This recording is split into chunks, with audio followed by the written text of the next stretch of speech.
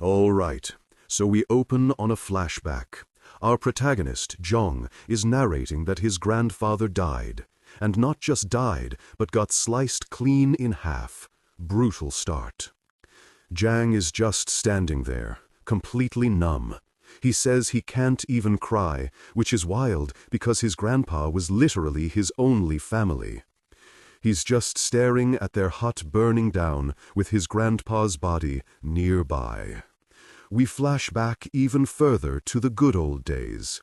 A younger, happier Jang proudly shows his grandpa a special herb he found. A spirit connection herb. Grandpa's just happy his boy is back safe. Grandpa is impressed with the size of the herb, saying it'll fetch a good price. Jong mentions he found it near a fox den with only baby foxes in it.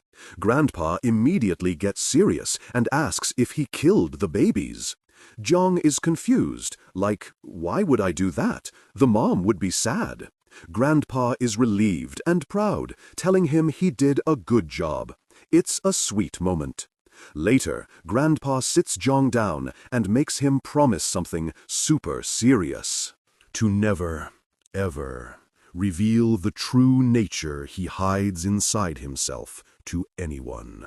Back to the present flashback, right after Grandpa's death. Jang's eyes are glowing red, and he's got this terrifying grin. He narrates that he's sorry, but he's about to break that promise. With a crazy look on his face, Jang fully commits, thinking he can't keep his promise anymore. He's grabbing his grandpa's scythe, and you just know he's about to go on a rampage. The story jumps to the present day in a place called Zongyang County. We see a prisoner cart, and inside, behind bars, is our boy Jang.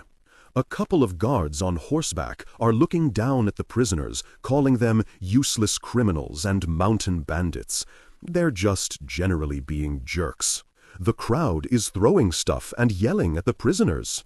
From a balcony, a man in a conical hat notices that Jang gets a whole carriage to himself and wonders why he's getting the VIP treatment. Inside the tavern, Guard Kam is talking with a man in a yellow tunic. The yellow tunic guy assumes Jong is the weakest of the bunch, which is why he's isolated. He jokes that Guard Kam, being a martial artist, probably isn't scared. The man in yellow then drops a bomb. That kid killed a whole bunch of people with a scythe, earning him the nickname, the Scythe Killer Demon. Guard Kam is unimpressed, calling it just murder. He then asks the yellow tunic guy for a favor.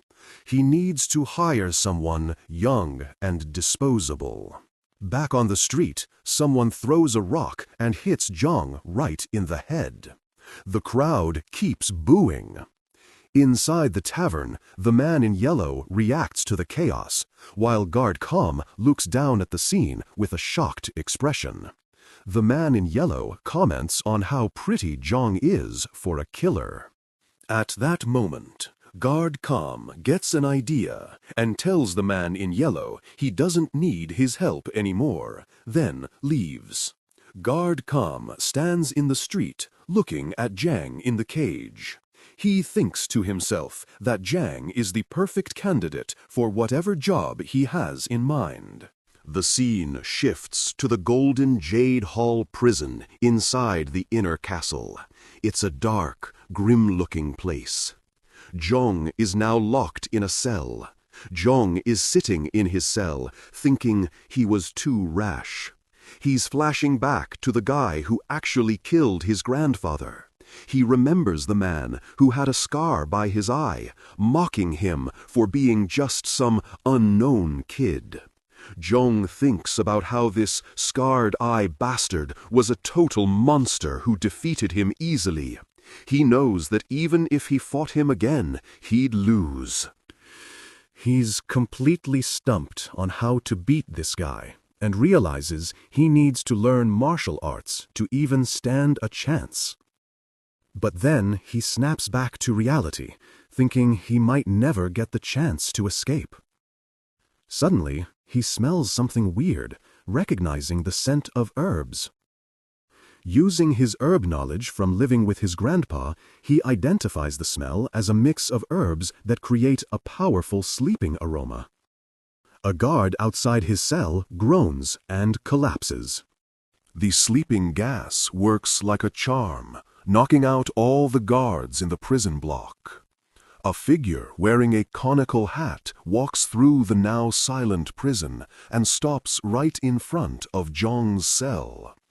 Zhong pretends to be asleep as the figure, revealed to be Guard Com, enters. But Com isn't fooled and immediately kicks the supposedly unconscious Zhong. Though he's in pain, Zhong thinks this is his chance to escape. He was able to stay awake because the herb mixture for the sleeping gas was poorly made. Just as Zhong tries to make a move, Guard Com hits him with a pressure point attack, instantly paralyzing him. Zhong is shocked, wondering how he was so fast, and realizing this must be martial arts. He panics, thinking this martial artist might be his grandfather's killer. But as he gets a better look, he realizes that while they look similar, Guard Com doesn't have the scar by his left eye. It's not him. A new person arrives, a rich-looking kid called the Young Master, Mok Gyong-won. Guard Cam is annoyed he didn't wait outside, but the Young Master says he was curious about prison and finds it smelly and boring. He orders Guard Cam to prop Zhong up so he can see his face. The Young Master is stunned. He pats Zhong on the head and declares that Zhong looks exactly like him. Mok Gyong-won finds it incredibly fateful that his perfect lookalike would appear right when he needs one. He laughs, noting how surprised Zhang is. The Young Master points out the unfairness of life. They have the same face, but one is a rich kid and the other is a death row inmate scheduled to be executed in 2 days. He then makes an offer, a chance for Zhang to become his stand-in, the third Young Master of the Mock Sword Manor. He promises a life of luxury, delicious food, pretty servants, and a comfortable bed. After the job is done, Zhong will get a ton of money and his freedom. Guard Com holds out a small red pill, telling Zhong to eat it if he accepts. Zhong asks if it's poison, and Com confirms it is, saying they can't just trust a prisoner. The antidote will be given only after the job is complete. Zhong looks at the pill and thinks of his grandpa. He realizes this isn't just a job, it's a second chance. He takes the poison. With a smirk, Zhang thinks to himself that this is his chance to get revenge. He looks up and asks if they'll really give him this chance. The Young Master smiles, calling it a wise choice. The Young Master orders Guard Com to release Zhang's pressure point seal and remove his restraints. Now free, Zhang follows Guard Com out of the cell block, with the Young Master trailing behind them. As they walk through a corridor, the Young Master tells Zhang to walk ahead of him. The moment sharp, decisive. The moment Zhong is in front of him, he whips around and grabs the Young Master by the throat. Before the shocked Guard Com can even react, Zhong slams the Young Master to the ground. Lying over the body, Zhong just says, "Oh, oops." Then he stands up and casually asks Guard Com, "What now?" With a blood-splattered, insane grin, Zhong announces, "The fake's dead now." The story flashes back to the time right before Zhong, our protagonist, got arrested. It shows him in the middle of a fiery rampage, holding a man up by his hair over a burning building, while declaring that this is fun. Inside a building, Zhang is shown mid-massacre with his scythe. People are screaming and running in terror as he continues his slaughter, repeating that he's having fun. Zhang narrates that he killed dozens of people he thought might be connected to his grandfather's death. He admits the main emotion he felt was pure joy. This is contrasted with a memory of his grandfather warning him to never reveal his true nature. Covered in blood, Zhang wonders what kind of face he was making while killing everyone. He touches his own bloody face and realizes he's smiling. He questions if this joyful killer instinct is the true nature his grandfather was talking about. As a survivor on the ground calls him the slaughtering scythe demon, Zhang internally debates if his nature is evil. He decides he doesn't know and will just focus on killing for now. Suddenly, a figure in a red cloak and a large straw hat, let's call him Straw Hat, crashes the party, effortlessly taking out one of Zhang's targets. Straw Hat, the man who actually murdered Zhang's grandfather, turns around, surprised to see Zhang is still alive after his initial attack. Zhang immediately recognizes him and realizes this guy is on a completely different level of dangerous. Straw Hat smirks, noting that Zhang hasn't even learned martial arts, yet somehow managed to survive his ultimate attack. In a flash, Straw Hat closes the distance between them, shocking Zhang with his inhuman speed before grabbing him by the throat. Straw Hat reveals he knew someone was following him, but is surprised it was just some untrained kid. Zhang tries to speak, but he's cut off. The man praises Zhang's resilience, noting that a kid who can survive his best move without any training is a rare find. Because of this potential, Straw Hats decides it would be best to kill Zhang now before he becomes a real threat. He stabs Zhang through the back, telling him he should have just lived a quiet life. As he collapses, Zhang is in disbelief. He was defeated so easily after finally finding his grandfather's killer. He thinks this is the end for him. The story shifts back to Zhang in his prison cell. He narrates that he obviously didn't die, but he's scheduled to be executed soon anyway. He thinks that if he were given just one more chance, he would not let it go to waste. We jump back to the present moment, right after Zhang has grabbed the young master, Mok Gyung-woon, by the throat and slammed him to the ground. Vanding over the dead body with a blood-splattered, insane grin, Zhang casually asks Guard Kam, "What now? The fake's dead now." Guard Kam completely loses his mind, screaming at Zhang for being an insane bastard and daring to kill the young master. He lunges at him in a rage. Zhang manages to block the attack, surprising Kam with his raw strength. He explains that being a blindly obedient stand-in would have just gotten him killed anyway. Kam grabs Zhang by the throat, questioning how he wasn't afraid of being killed on the spot.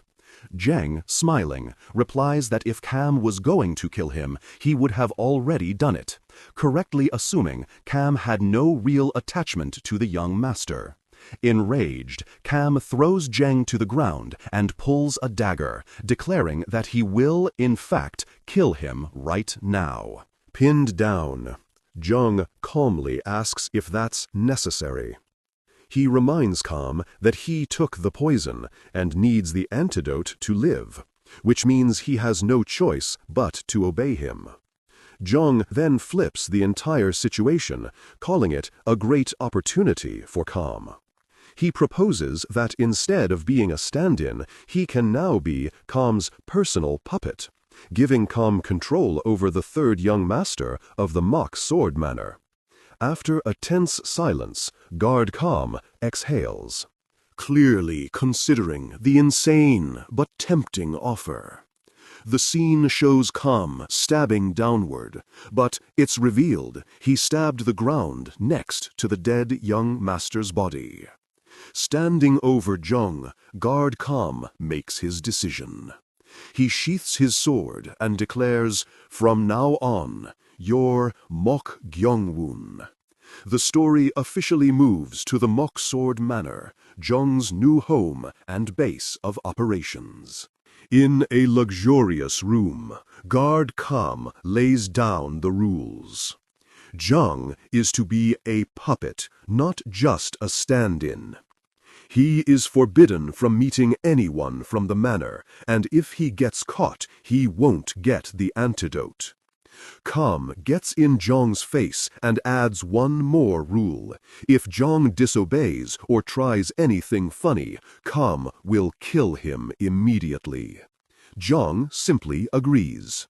Unsettled by his calmness, Kam calls him a creepy bastard and tosses him a small golden pill, explaining it's a neutralizer he must take every 24 hours to keep the poison at bay. Once alone, Jang takes the pill. He reflects on his incredible luck, believing his survival and this new chance at life must be his grandfather's doing. He promises his grandpa's spirit that he won't die until he gets his revenge. He assumes Straw Hat thinks he's dead, especially since the real Mok Gyongwon's body will be found. He will use his new identity to train in martial arts at the manor. He flashes back to the image of his grandfather's bisected body. His plan is simple. Get strong, find the man who killed his grandfather, and kill him in the exact same brutal way. He smiles, fully committed to his path of vengeance.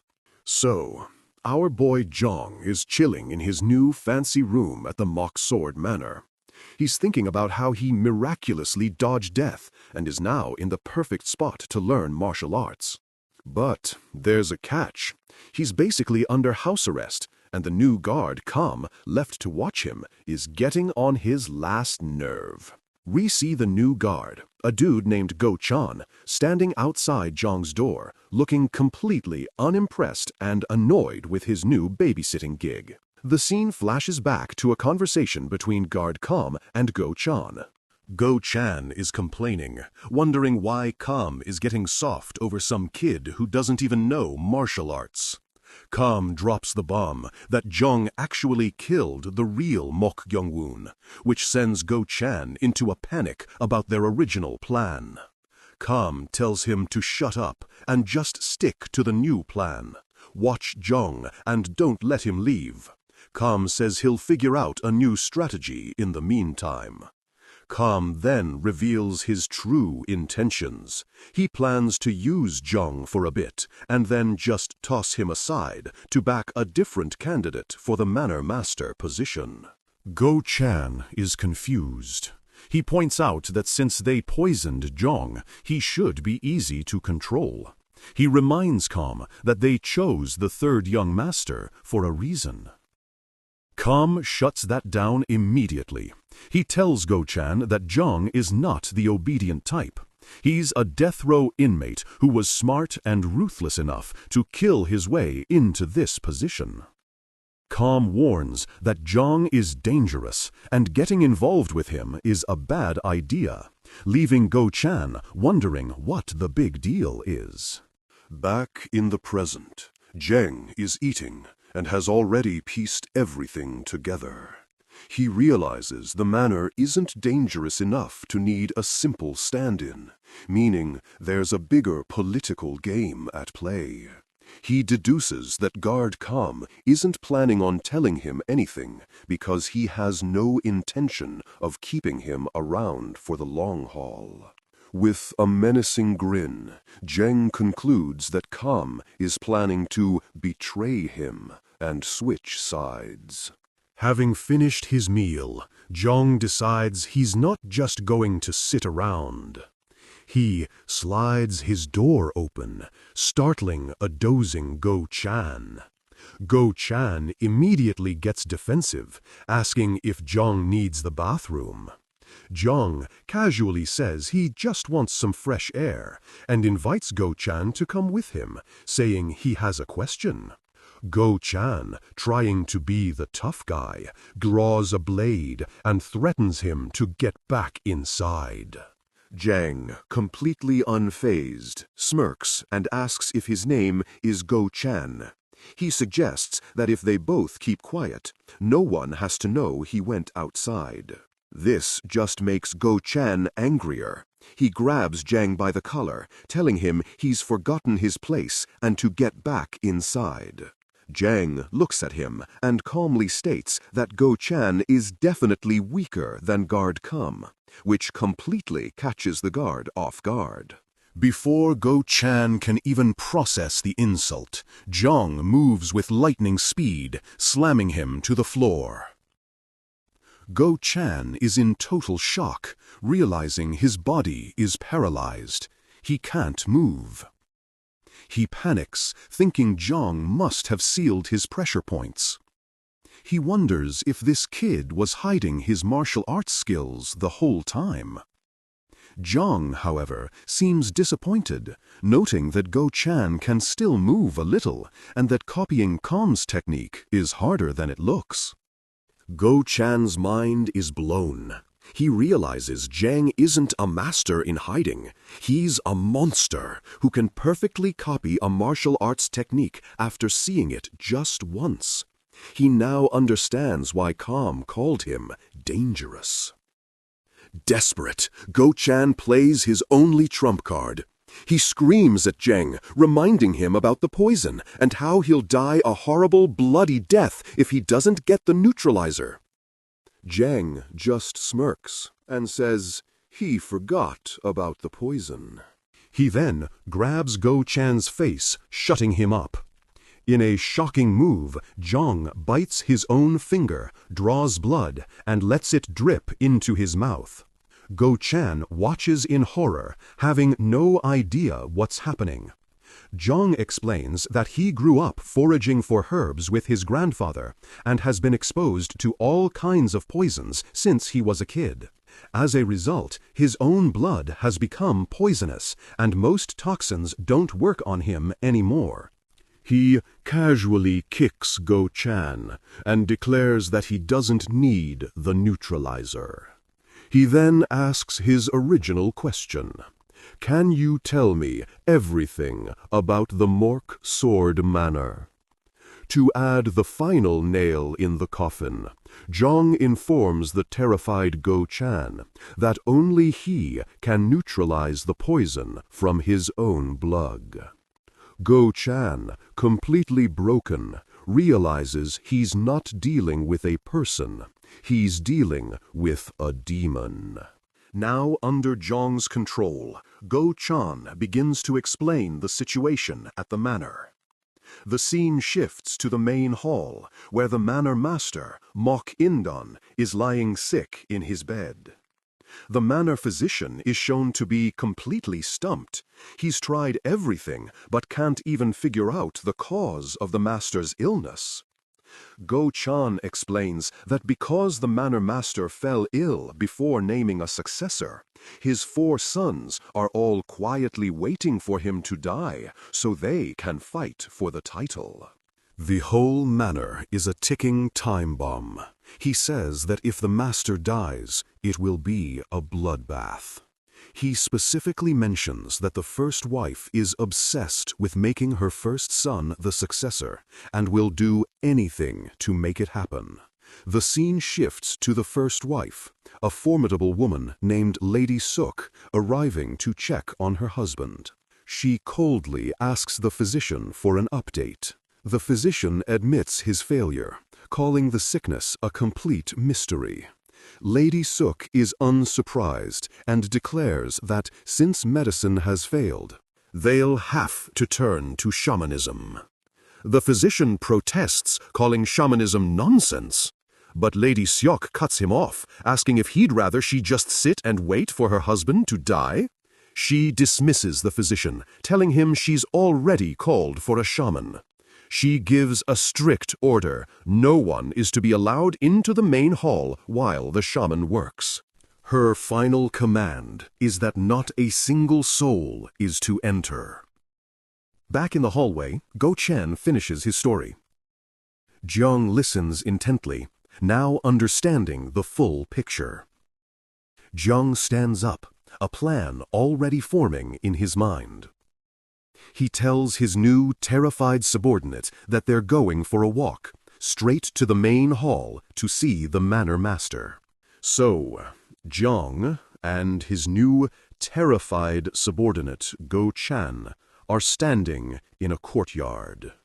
Jiang is basically giving a full PowerPoint presentation on Guard Khan's original scheme.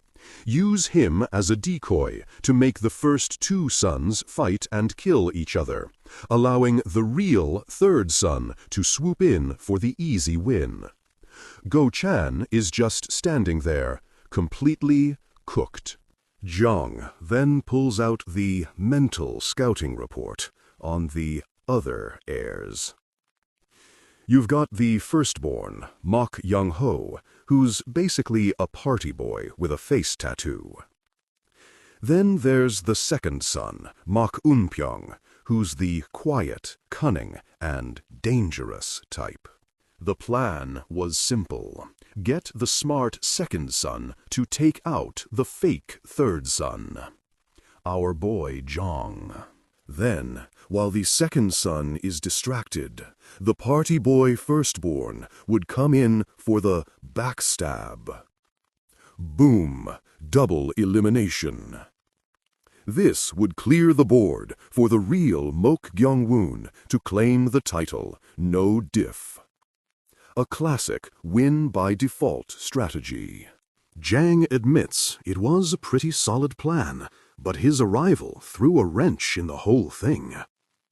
Go Chan, still trying to process this, asks why they're heading to see the manor master. Jiang's answer is simple. His life literally depends on the old man staying alive. Go Chan panics, warning that Guard Khan will flip out if he finds them moving around. Jiang just hits him with the ultimate Uno reverse card, thanking him in advance for keeping it a secret. Go Chan is fuming. He's been strong-armed into being an accomplice.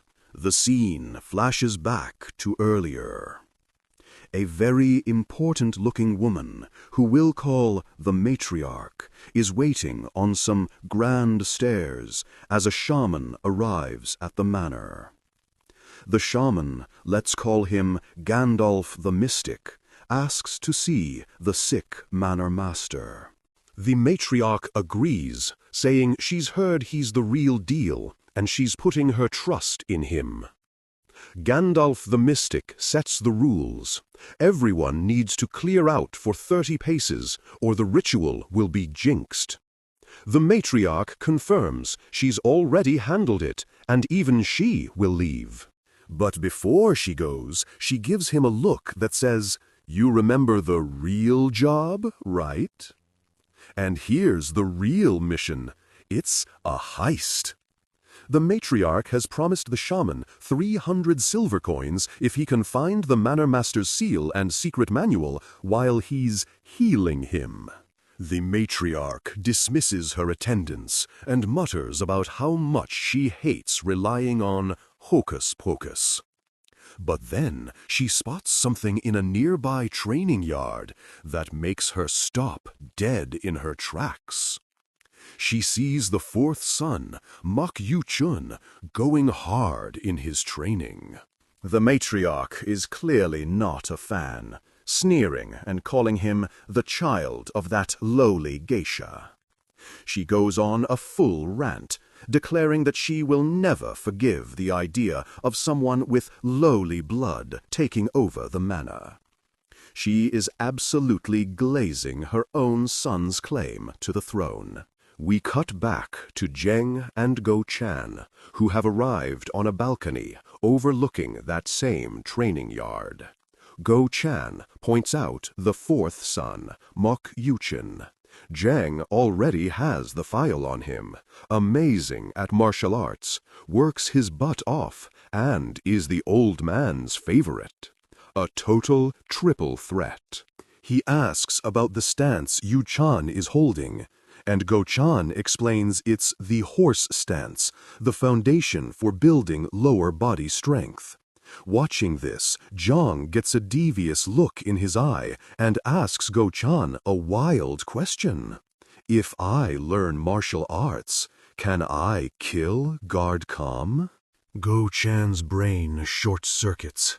He instantly realizes Zhang knows they were planning to betray him. This kid isn't just smart. He's terrifying. Trying to play it cool, Go Chan gives Zhang the Martial Arts 101 lecture. He explains it's all about internal training and gathering inner qi through special breathing techniques. But, he warns, building up that qi takes decades. He tells Jiang it would be impossible to beat someone like Guard Kam, who has a 30-year head start in training. Go Chan then gets a little too cocky. He explains that you have to start training between the ages of 5 and 9. If you start any later, your body is too impure to ever gather inner qi. He really rubs it in, telling Zhang he'll never be able to do it, and will always just be a frog in a well. Big mistake, my guy. Zhang leans in close, his voice dripping with menace, and tells Go Chan that his greedy eyes make him want to poke them out. The vibe immediately shifts from a lecture to a threat. Then Zhang drops the ultimatum. Become my person. Go Chan, completely terrified and realizing he's dealing with a demon, immediately agrees. Now with a new minion, Jiang thinks out loud about his Guard Kam problem. Go Chan, desperate to leave, warns him that the fourth son, Yu Chan, absolutely despises the real Mokyung Woon. Go Chan spills the tea. 2 years ago, the real third son insulted Yu Chan's mother, and Yu Chan beat him senseless for it. Jiang just laughs, saying Yu Chan was being nice by not killing him. They finally decide to leave, getting one last look at Yu Chan, who is still completely locked in on his training. The scene changes to the Manor Master's room, which looks like the set of a horror movie. It's dark and filled with ritualistic red strings and talismans. Gandalf the Mystic is about to begin his work. The shaman examines the Manor Master and is shocked to feel an insane, murderous energy coming off him. He's actually impressed that the old man has managed to survive it for so long. He figures the master only has a 50-50 chance of survival, but shrugs it off, thinking he only cares about finding the seal and getting paid. He begins preparing his ritual tools. The shaman starts chanting and painting a large mystical symbol on a scroll with red ink. The exorcism is officially underway. He continues his chant, vowing to help the spirits find peace and escape their suffering. The ritual seems to be working, as a massive burst of dark energy erupts from the Manor Master's chest. The shaman shouts about curing the illness of the mind as the Manor Master groans in agony.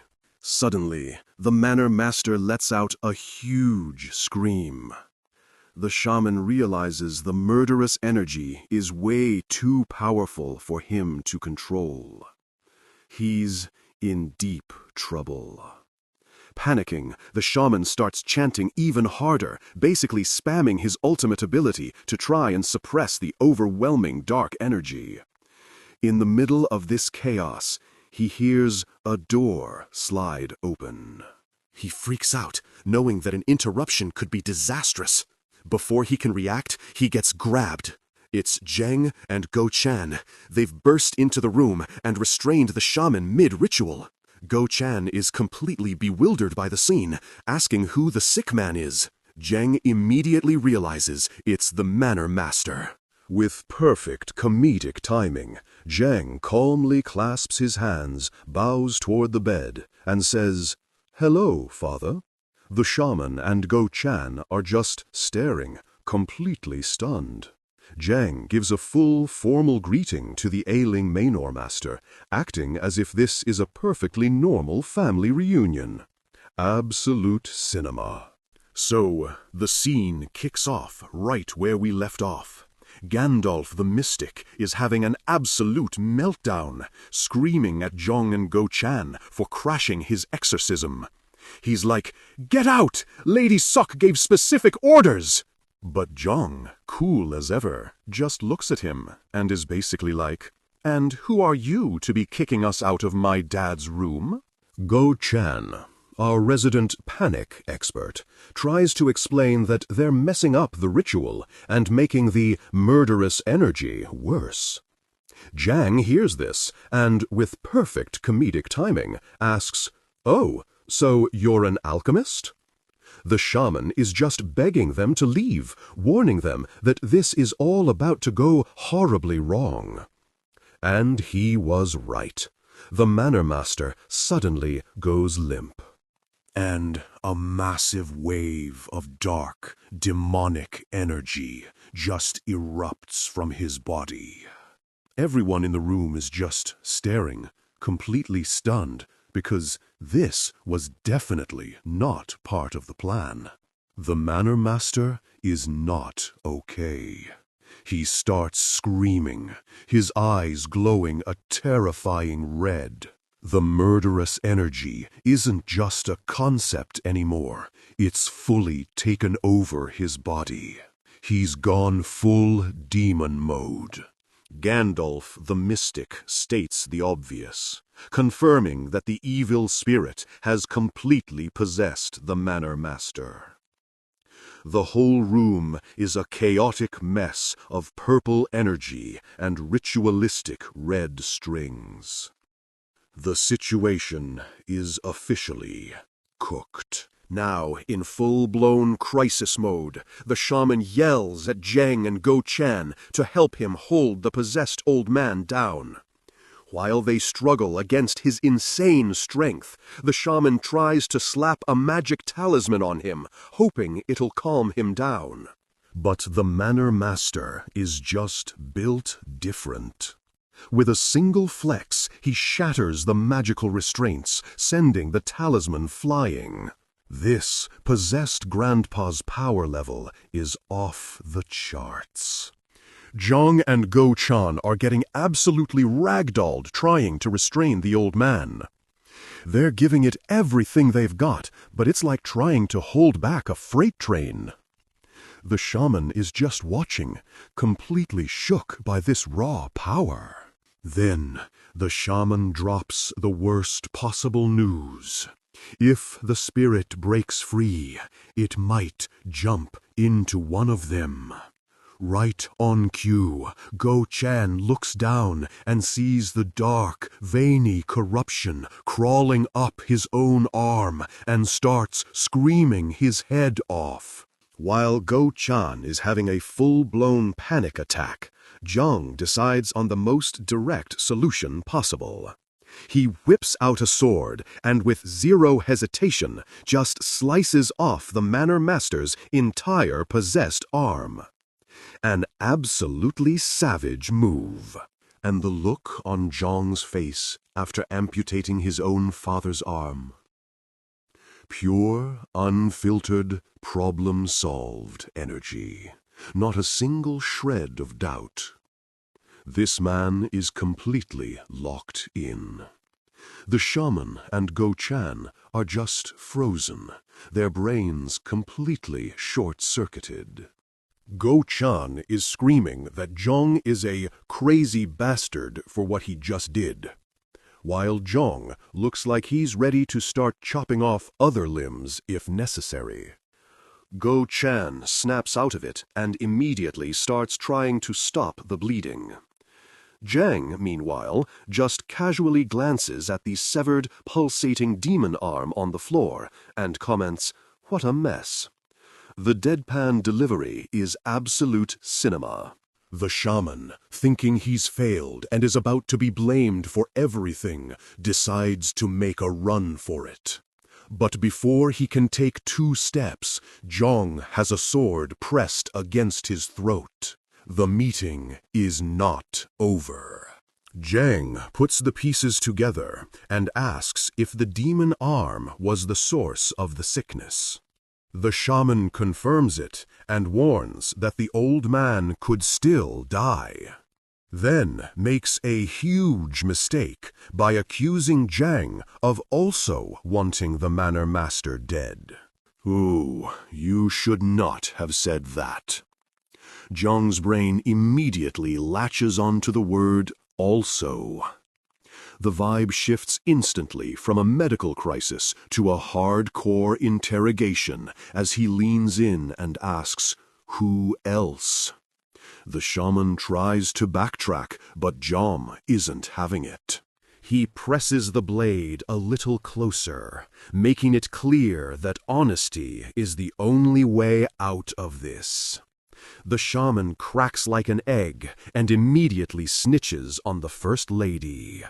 He spills the entire plan. The First Lady hired him to use the exorcism as a cover to find the family's secret manual and the Manor Master's seal. Go Chan realizes this was a full-on coup attempt to put the first son in power. Go Chan goes into overdrive, telling Zhong they absolutely have to save the Manor Master now. He knows that since they've completely wrecked the First Lady's plan, they are now #1 on her hit list. Zhong calmly agrees that it all makes sense. The shaman, seeing a chance to live, offers to save the Manor Master. But Zhong hits him with a hard no, points his sword, and orders him, "Do it." Everyone is confused until Zhong clarifies. He's not telling him to save the old man. He's telling him to finish the original heist. Find the location of the secret manual and the seal. Do it now.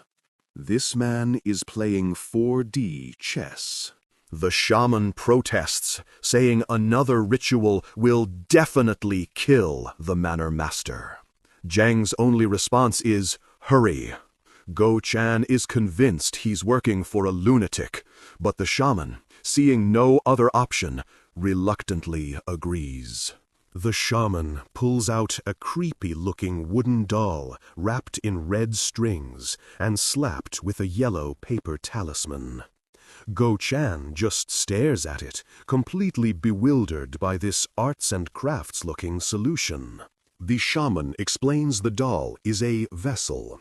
He's going to link it to the Manor Master and trick the evil spirit into possessing the doll instead, a classic spiritual catfish. He then begins the ritual chant. As the ritual starts, things get weird. Gross, purple, tentacle-like energy begins to writhe and wrap itself around the wooden doll, like something straight out of a horror movie. The Manor Master starts screaming in agony again as the energy surges through the room.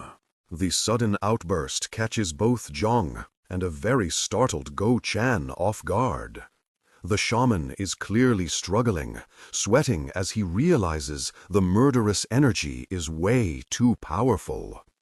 He knows that if he pushes any harder, the spirit will break free entirely, and all hell will break loose.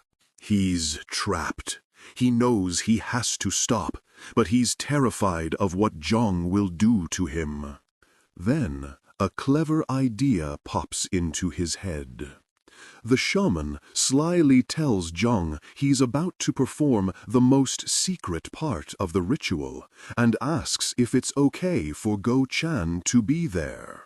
Go-chan immediately takes the hint and excuses himself, saying he'll wait outside. With just the two of them left, the shaman restarts the ritual, chanting intensely. On the bed, the manor master begins to convulse violently as the magic takes hold. It works. The doll starts speaking in a deep, demonic voice, asking who dares to summon it. The shaman, feeling his power now, commands the spirit to answer his questions. Wasting no time, the shaman demands to know where the secret manual and seal are hidden.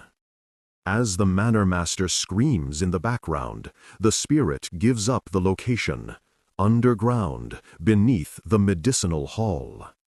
The spirit provides one more crucial detail. It's past a stone door. The shaman repeats the location to confirm he's got the directions for this demonic treasure hunt. But just as they get the information, the ritual goes haywire. The connection becomes unstable, and the shaman starts screaming at Zhang to cut the red string that links them to the doll. The shaman frantically explains that the spirit is trying to hijack the connection to fully and permanently possess the manor master's body. He begs Zhang to hurry before it's too late. It's already happening. Pale, ghostly hands erupt from the shadows and begin grabbing the manor master. The shaman himself is getting swarmed by the spectral limbs. But then, a massive plot twist. The shaman is grinning maniacally, revealing this was a trap all along. As the spirit's hands overwhelm the manor master, they suddenly turn and lunge for Zhang. The chapter ends on a huge cliffhanger, with our boy Zhang being completely swarmed by the ghostly hands, his face frozen in shock. It looks like the shaman's betrayal has finally put him in a situation he can't just fight his way out of. So, we're back in the room, and Gandalf the Mystic is having his villain monologue. He's gloating that the evil spirit was always going to break free, and that it was lucky it jumped into Zhang. He's basically like, I completed my mission, got rid of the kid, and now I'm gonna pin the whole thing on him. What an absolute snake. We cut to inside Zhang's head, and it is not a fun place to be. The evil spirit, which is basically a giant mass of purple flesh and eyeballs, is absolutely raging. It's screaming about how it was tricked with a puppet and that it will never forgive them. Bro is having a meltdown. The spirit spots Zhang's consciousness floating in the void and gets an idea. It's like, oh, so this is the punk who tricked me? He's young. Perfect. It declares its new plan. Forget the old man. It's going to take over Zhang's body and trap his soul in his own mind forever. But then the scene completely shifts. Zhang finds himself in a beautiful, sunny forest. It's a memory, a peaceful one. The spirit is trying to trap him in a classic happy place illusion. Zhang is just looking around, totally confused. He sees a stream, a waterfall, a bird on a branch. He's asking himself where he is, completely unaware that he's in a mental prison designed by a demon. He starts walking through the memory, gathering water in a wooden bucket. He's just going through the motions of a normal day from his past, completely falling for the trap. And there it is. He looks up and sees a massive column of black smoke and fire in the distance. He immediately realizes it's coming from the direction of his house. The peaceful illusion is officially shattered. Full-blown panic mode. Jiang drops everything and just starts sprinting, screaming for his grandfather. He is absolutely booking it through the woods, desperate and terrified. He finally bursts into the clearing, and it's a complete nightmare. His grandfather is lying on the ground in a pool of blood, clearly dead or dying. Zhang just freezes, the shock hitting him like a truck. He rushes over to his grandfather, shaking him and begging him to wake up. He's in total denial, just screaming, "No, no!" It's a gut-wrenching scene of a kid losing his entire world. As this traumatic memory plays out, the spirit's voice chimes in. It's watching this, analyzing Zhang's deepest pain. It's like, so that's it. It's figuring out what makes him tick so it can break him. The spirit continues its monologue, saying it now understands what Zhang truly desires. It manifests as a massive, shadowy monster looming over the memory of the burning house and his dead grandfather. It's literally feeding on his trauma. Just as the spirit is about to take over, a voice cuts through the chaos. It's his grandfather yelling at him. Zhang is snapped out of the horrific memory, his eyes wide with confusion. Suddenly, he's in a different, happier memory. His grandfather is standing there, alive and well, scolding him for daydreaming and telling him to snap out of it. The spirit is trying to pull him back into a different, more pleasant illusion.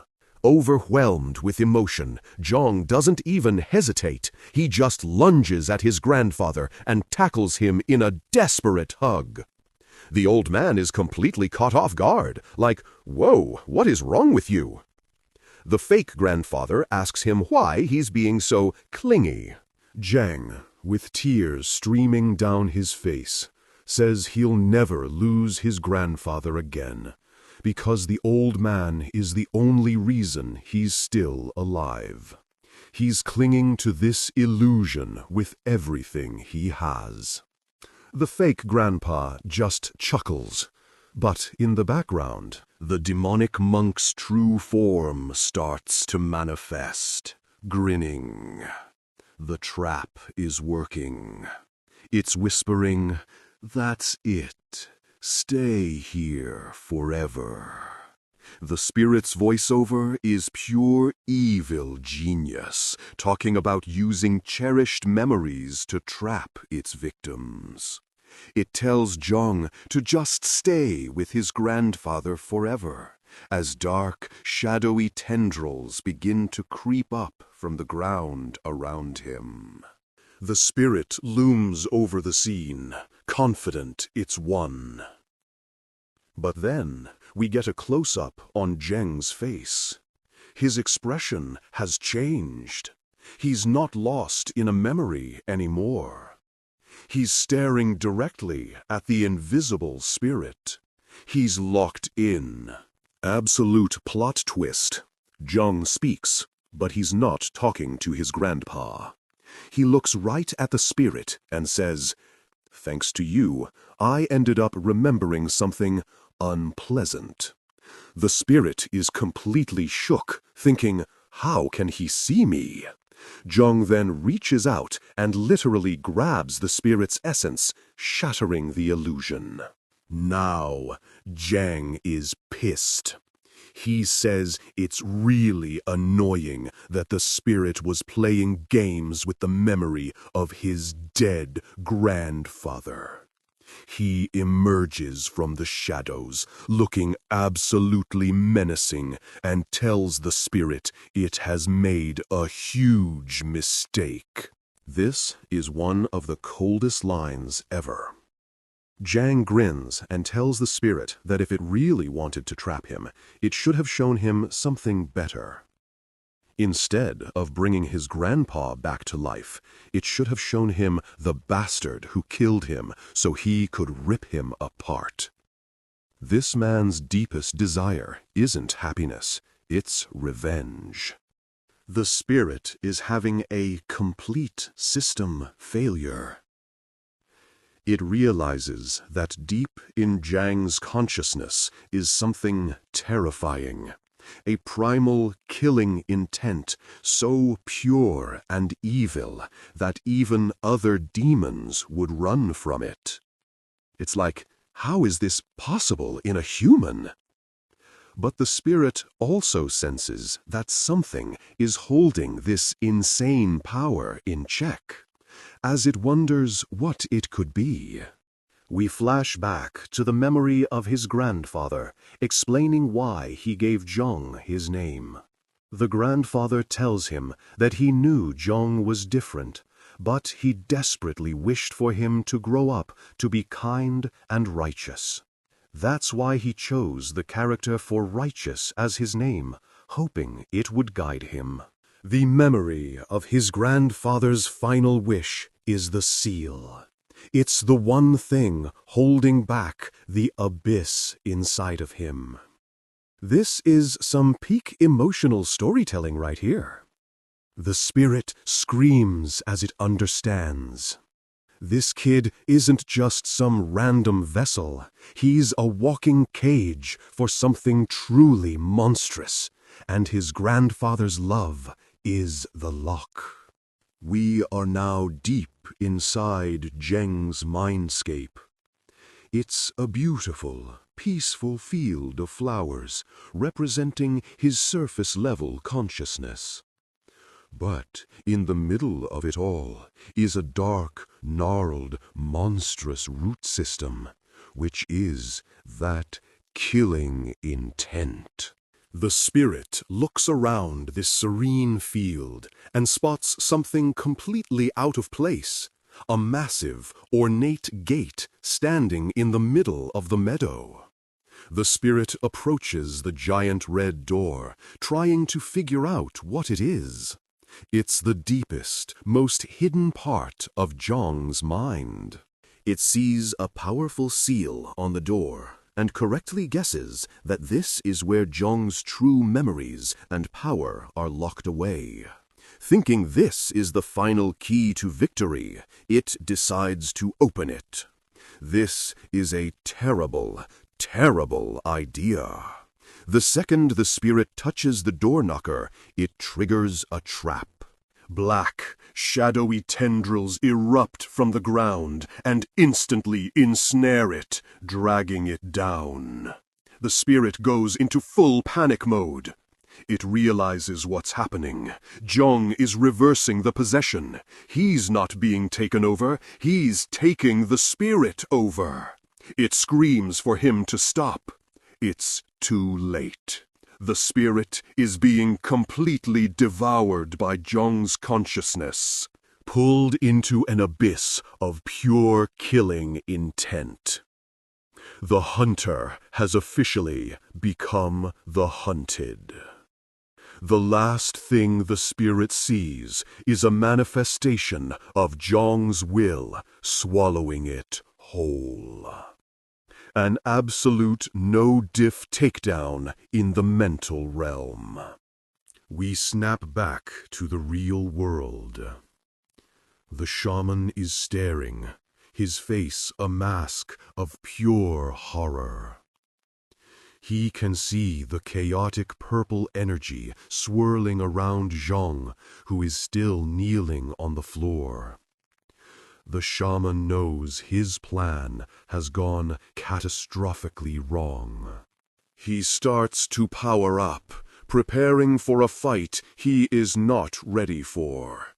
He tries to launch some kind of dark magic attack, but it's useless. Zhong's eyes snap open, and they are now glowing with an intense, otherworldly blue light. He's back, and he's brought a souvenir. Jeong stands up, now radiating the demonic monk's power. He looks at the shaman, who is now fully possessed by what's left of the spirit, and calmly says its name. He didn't just exorcise the demon, He absorbed it. This is about to be a beatdown. We open on the inner manor lord, Jang Myung-in, having a full-blown crisis on the manor steps.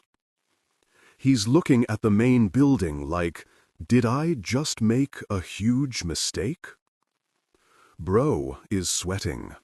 Boom, flashback time. He's glazing the old manor master, Mok Indan, talking about how he was a total hero back in the day. We see them fighting pirates together, a real bromance for the ages. Myung-in basically pledged his life to this guy. Back in the present, he's still stressing. He remembers the madam questioning his loyalty, basically asking why he'd ever back a lowly child like Jung. She's got that classic evil stepmom energy. He's recalling how the madam convinced him to let the shaman do his thing, all for the future of the manor. But now, Myung-in's gut is screaming that the shaman is a fraud who's about to do something sketchy. His brain is finally catching up. Flashback over. Myung-in is officially done waiting around. He's like, screw the plan. My loyalty is to the manor lord. He decides to lock in, grabbing his sword and running back to the room to check things out. Cut to inside, and it is a complete disaster for the shaman. He's staring at the demonic monk that Jung just summoned, and his soul is leaving his body. He's screaming that this isn't just some random ghost, it's a high-class evil spirit. Yeah, no kidding, my guy. Jung, looking completely unbothered, just points and tells his new pet demon, go kill that shaman. The demonic monk's eyes glow red. And it lunges. The shaman is trying to put up a fight, but he is absolutely cooked. The shaman is having a total system meltdown. He can't process how a being of pure evil is just taking orders from a teenager. He's like, this is impossible, while a giant demonic fist is about to turn him into a pancake. The shaman gets absolutely blasted across the room. He's getting completely ragdolled by the demonic monk. He's scrambling backward, pure terror on his face. The demonic monk is just slowly advancing on him, enjoying the show. This is not a fight. It's an execution. The shaman is backed into a corner, begging for his life. "Don't come any closer," he's screaming. Bro, it's a little late for that. He lets out one last pathetic scream, as a bunch of skeletal hands erupt and grab him, holding him in place. It is so over for him. Now he's begging Jang, promising to do anything if he'll spare him. Jang, with his arms crossed, just hits him with a cold, "I don't need it." The disrespect is unreal. Jang reveals the real reason he kept the shaman alive. It wasn't about the trickery. He just wanted to know what the shaman found out about the seal and the secret manual. The shaman's face goes pale. He realizes he was just a tool. In his final moments, the shaman understands. Jung was planning to kill him from the very beginning. This kid is not a hero. He's a predator. The demonic monk finishes the job. The shaman. Jang calmly calls his attendant into the room. The guy walks in, sees the dead body, and is just like, "What?" He was not prepared for this level of chaos. Jang tells him to ask questions later and carry the corpse. The attendant hesitates, so Jang, with zero chill, just says, "Fine, I'll do it like this," and starts smashing the room to bits with his sword to stage the scene. He lays out the cover story. The shaman went crazy, attacked the manor lord, and they had to put him down. The attendant is just standing there, processing this, and asks if they're really going to hide the truth. Zhang's like, "Yeah, got a problem?" The attendant, to his credit, points out that the manor mistress is way too smart to fall for such a simple lie. A half-baked cover-up will just make Zhang look more suspicious. He's got a point. Zhang thinks for a second and is like, "You're right, let's make it more believable." He then declares the shaman also tried to kill him, and proceeds to slash his own legs with his sword. The attendant's jaw is on the floor. Covered in his own blood, Zhang turns to his attendant and asks, "Is it more believable now?" This man's commitment to the bit is terrifying. The attendant is thinking, this guy is an absolute psycho. The attendant tries to offer medical help, but Zheng refuses, saying a pale bleeding look will be more convincing. The attendant is officially horrified and makes a mental note to never, ever get on this guy's bad side. Suddenly, the door bursts open, and it's the inner manor lord, Zhang Myung-in. He freezes at the doorway, completely stunned by the bloody, trashed room.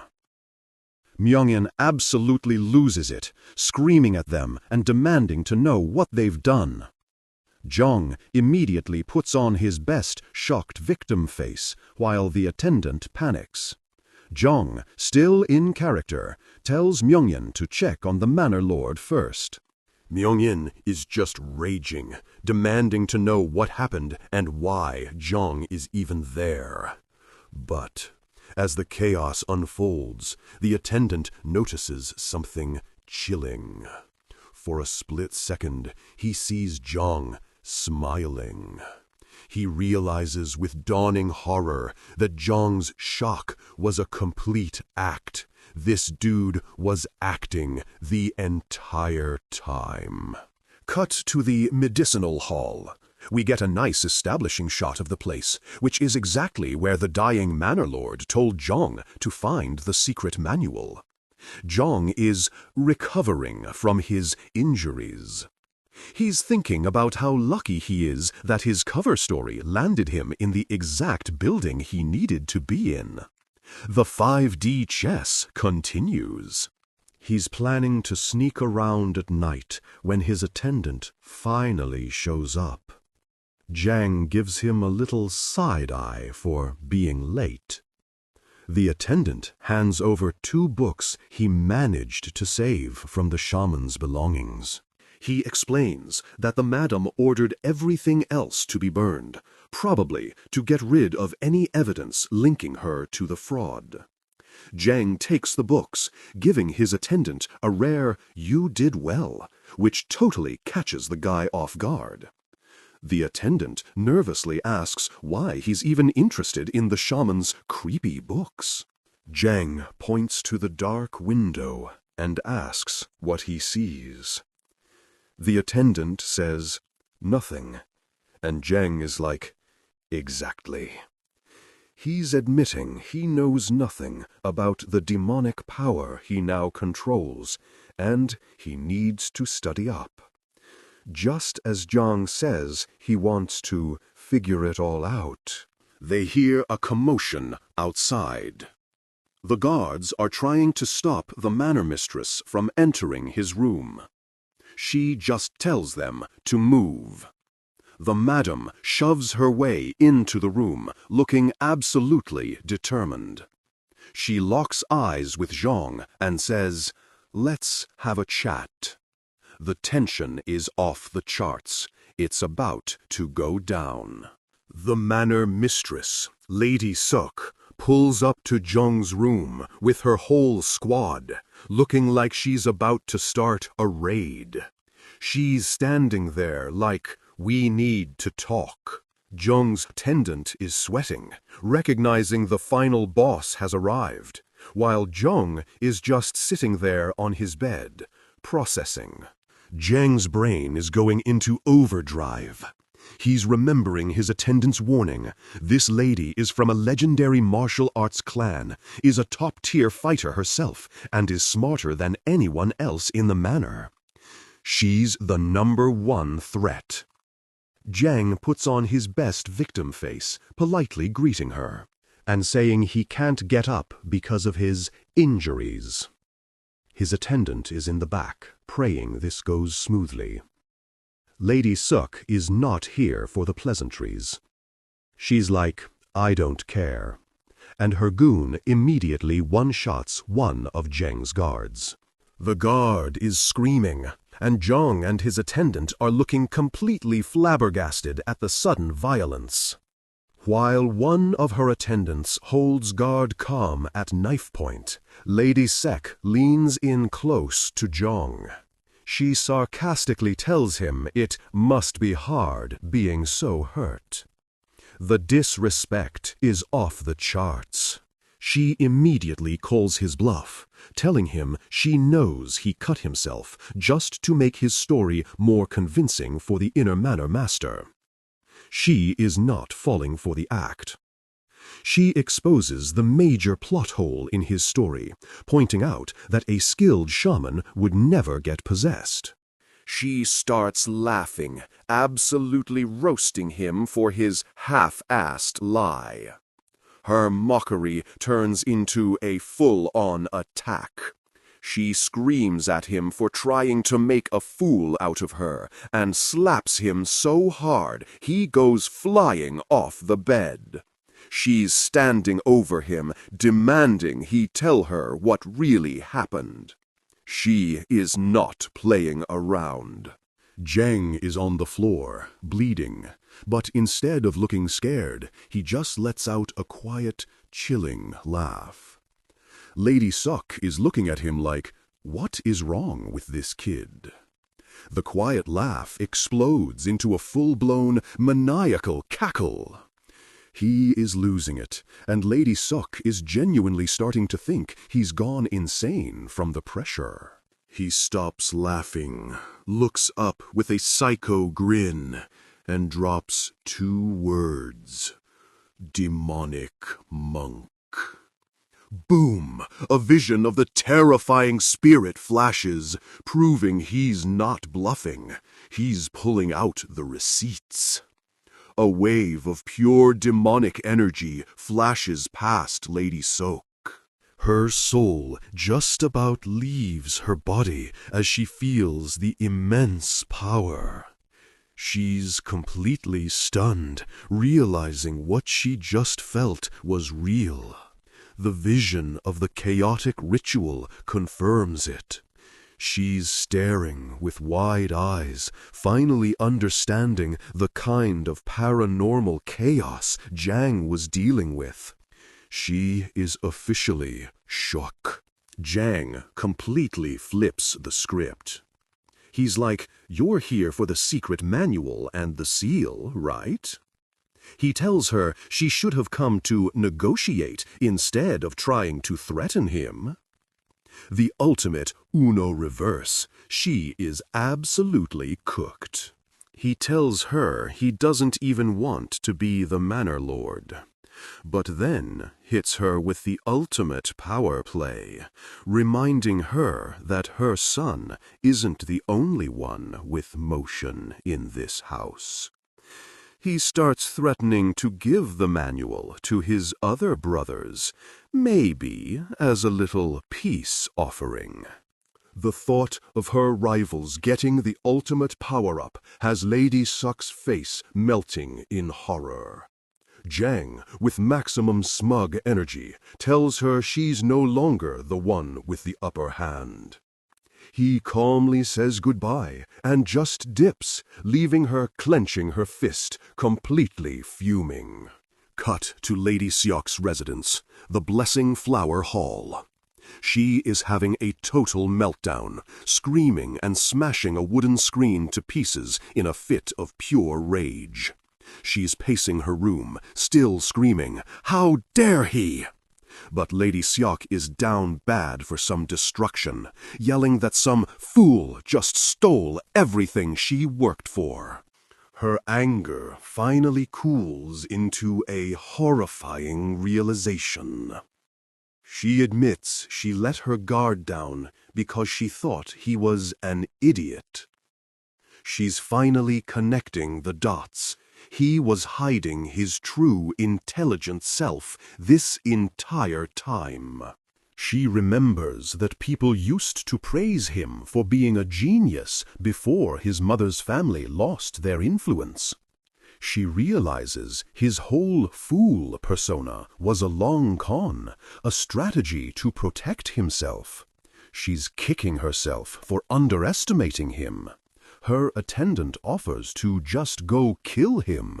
But Lady Syok shuts that down, knowing the manual could fall into the wrong hands.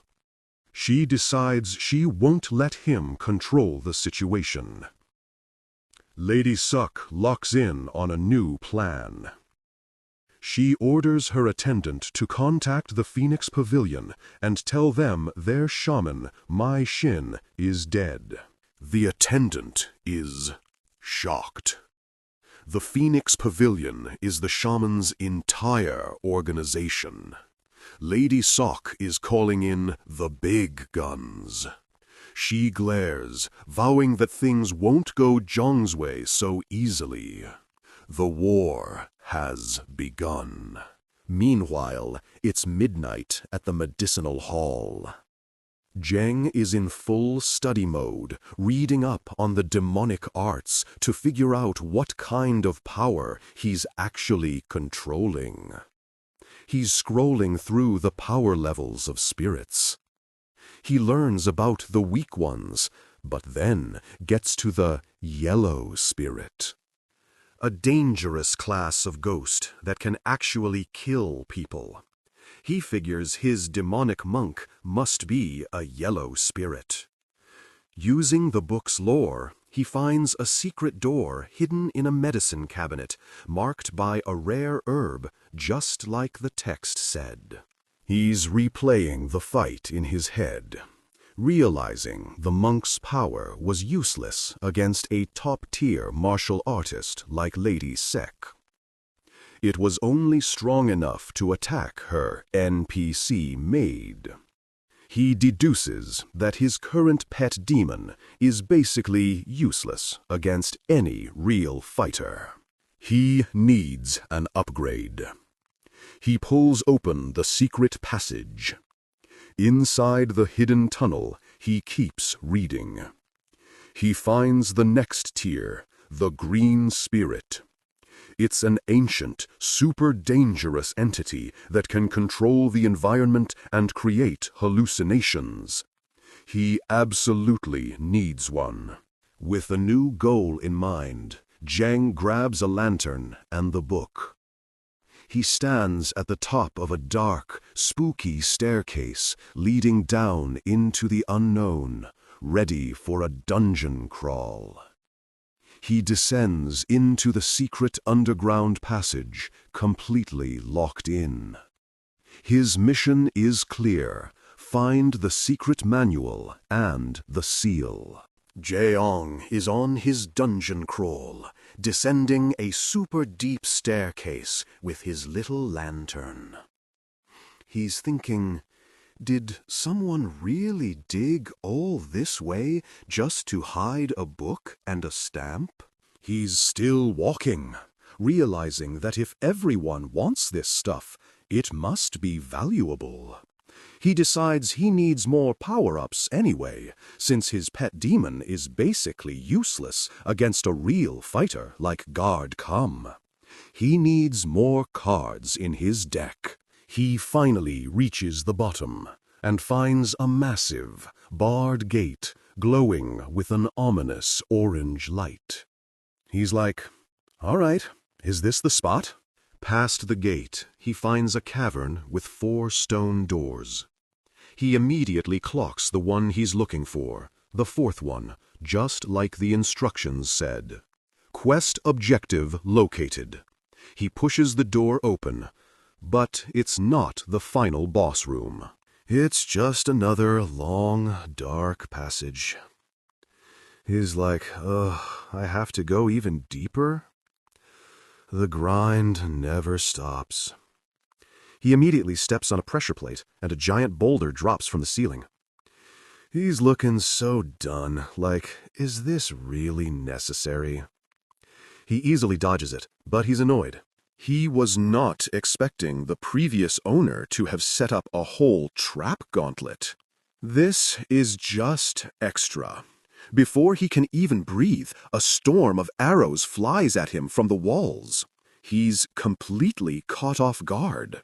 He deflects them all without breaking a sweat, then pauses for a second, just thinking, He looks up, and a massive spiked log is swinging down to turn him into a pancake.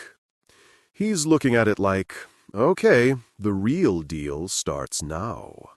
He's literally surfing on the falling traps, questioning if this secret manual is even worth the hassle. He's starting to think the security is a little overkill. He faces yet another trap, falling spiked maces and axes. He's starting to wonder if there's something else hidden here, something way more important than just a book. He finally clears the trap gauntlet, landing on the cavern floor like a superhero. He's like, well, I guess I'll find out. He catches his breath and looks up, completely stunned by what he sees. He just goes, oh. He's found a whole-ass, perfectly symmetrical wooden mansion built deep underground. He's totally baffled, thinking it's weird to have a wooden building down here, and that it looks like someone actually lived in it. He thinks maybe it was a secret training ground.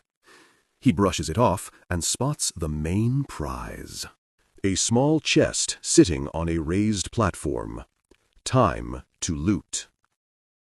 He opens the chest and finds the two manuals, Adamant Resolve and the Woodheart Sword Transformation Technique.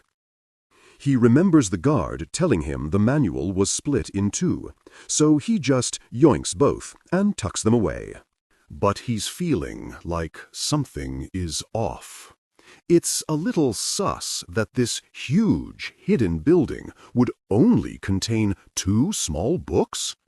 Then he spots a massive, ugly chest against the wall that looks completely out of place. He notices drag marks on the floor and realizes the chest is just there to hide something.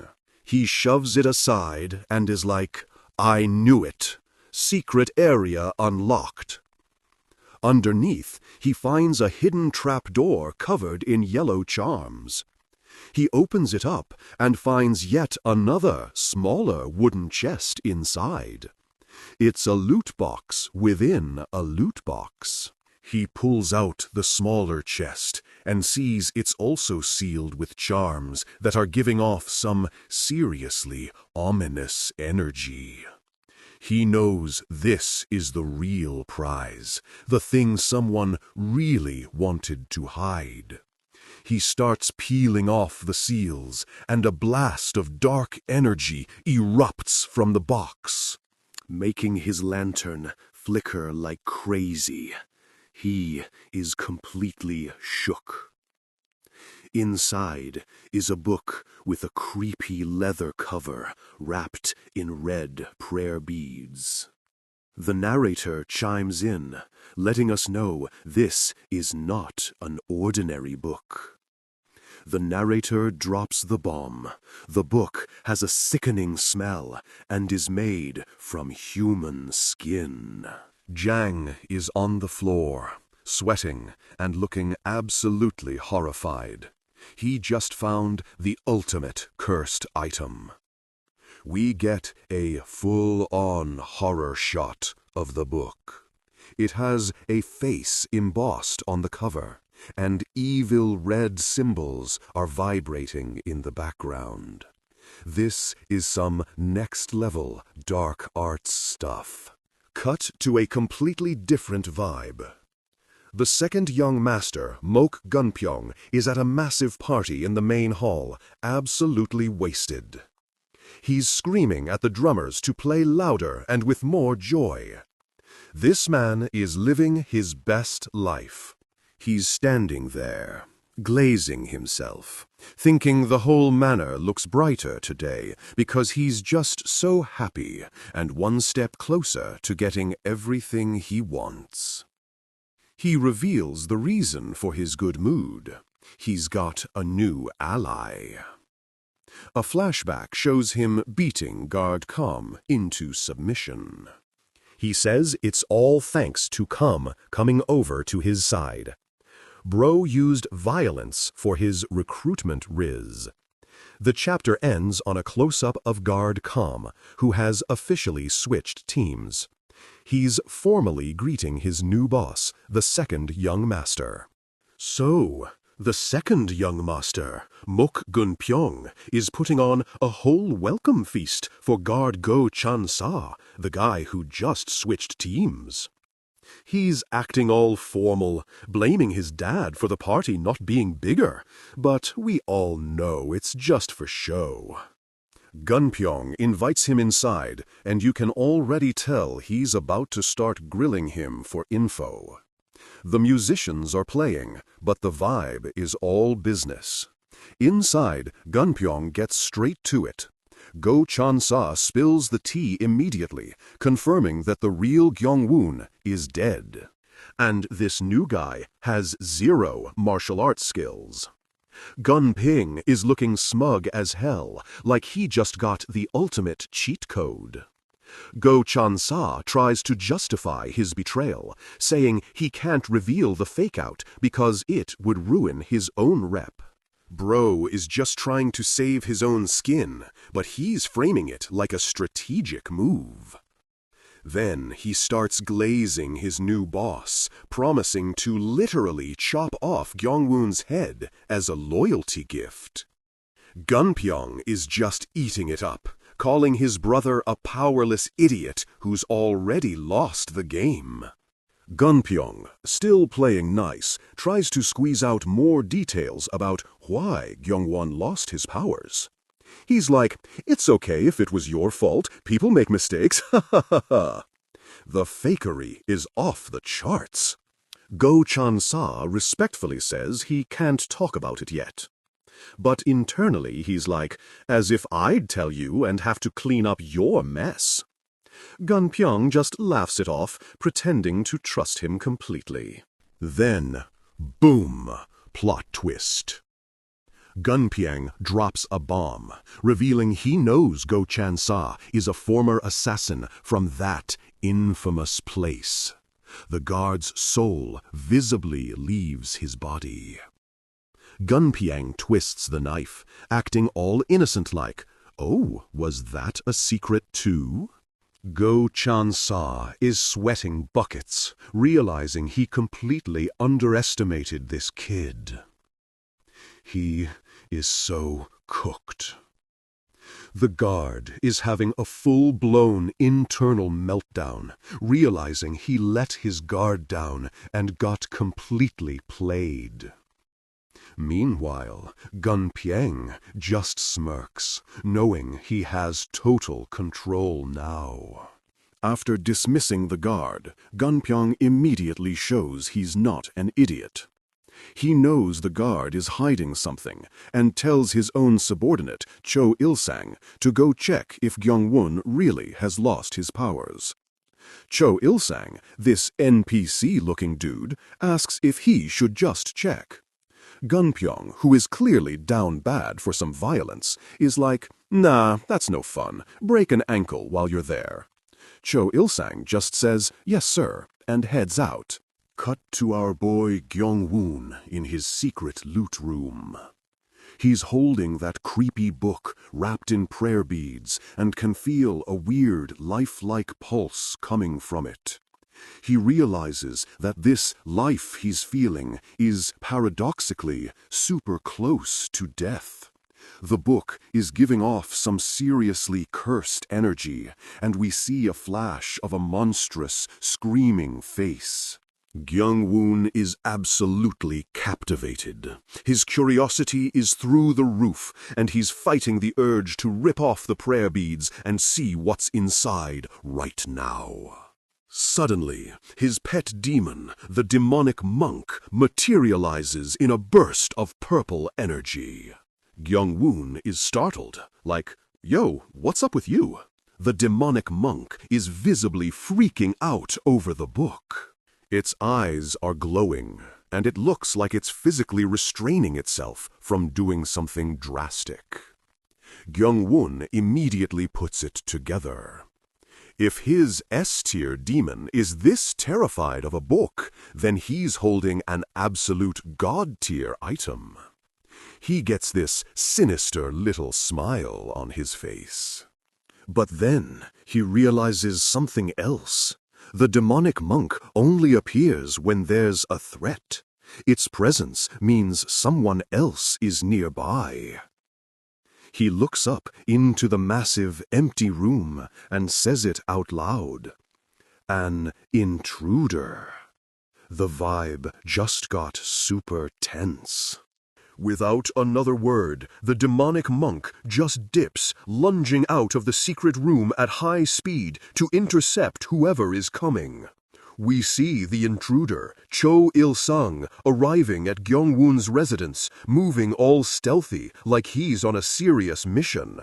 He's perched in a tree, doing some classic ninja recon on the courtyard below. From his vantage point, he spots guard Go Chan-sa standing guard outside the building. He thinks it's sus that a guard is posted for a supposedly weak, injured guy. He has no idea what he's walking into. After confirming the guard's position, Cho Il-sung easily bypasses him, sneaking onto the roof and peering into Kyung-woon's bedroom. He drops into the room and sees Kyung-woon sleeping.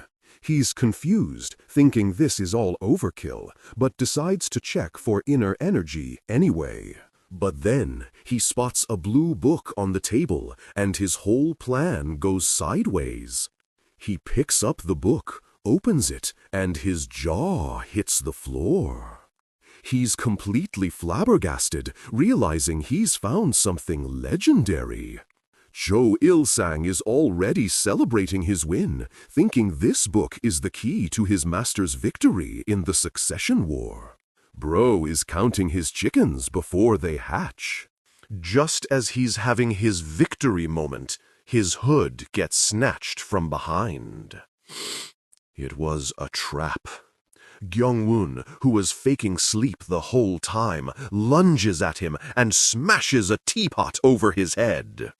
Kyung-woon is standing over him with a psycho grin, basically saying, "Welcome to my bedroom. Let me put you to sleep for real."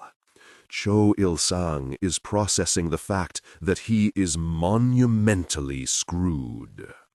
Kyung-won proceeds to absolutely demolish him with another powerful blow. Cho Il-sung is getting completely violated, blood flying everywhere. The intruder blacks out and wakes up groggy and bleeding. The first thing he sees is Kyung-won's face looking down at him from an upside-down angle. Pure nightmare fuel. He finally comes to and realizes he's hanging upside down in that creepy red secret room. Kyung-woon is just sitting there calmly, ready to begin. With a terrifying smile, Kyung-woon holds a knife up to the intruder's face and says, "It's time to talk." He is fully locked in.